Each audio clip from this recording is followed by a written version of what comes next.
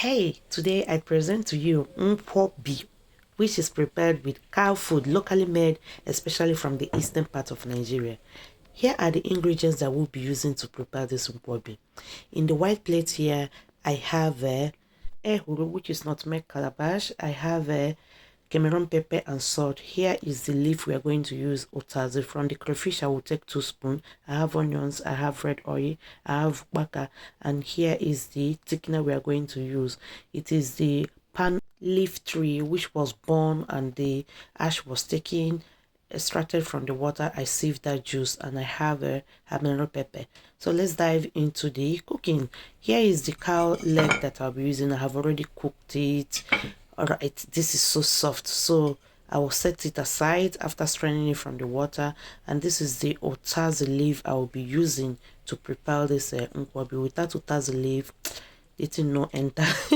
So this cow food for us Nigerian, it is one of our delicacies, local one indeed. It may be trash to you, but for us, we don't joke with it. Another man's food is another man's poison. If you have not tried it before, try it and you will know that it is not really trash. I'm saying this based on the video that I watched from Floor, that so many people say different things about Nigerian meal, and they say that cow food is trash. Hey, I beg Nigerian people where they here, let me know in the comment section if that content or that statement is true. Hi, I will laugh safe. It is one of our delicacies. So I've already added the palm oil in the pan that I will be using. So the thickener, which is the ungo, I'm going to be turning them inside the oil and see the magic happens. Immediately you turn them in, you will see them thickening in a very beautiful form. Yeah, I will add all of them, but you better do it little by little because that way you will know when to stop. All right, so stir it and allow them to combine. This may take you like a minute or two, and then you go ahead and add the other ingredients that I have showed you earlier: salt, Cameroon pepper, and ehuru. These are the spices that will boost this delicacies up to the next level. So stir it very well to combine and go in and add in the other ingredients.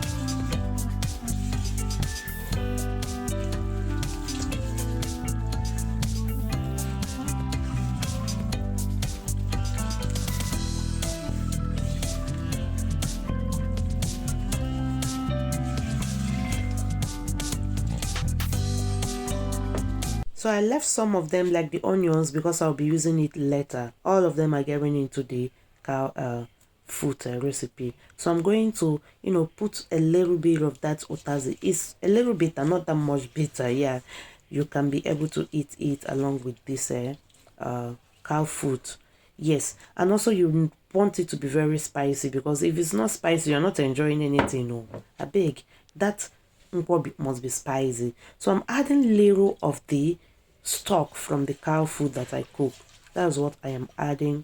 You want to make this not to be so thick because you won't like it. It have to be running a little but not much so that you'll be licking your finger when you are eating it. Checking if there is anything you need. I needed salt and I go ahead and added pinch of salt. Please shake as you go. You don't want to have something that is more salty. Now is the time. I have cut it a little kind of smaller, and that bone must be there. If the bone is not there, what are you wobbling? The bone must be there because at the point after eating the fleshly or the pomo part, you will be wobbling the part of that Nkwobi, which is the bone.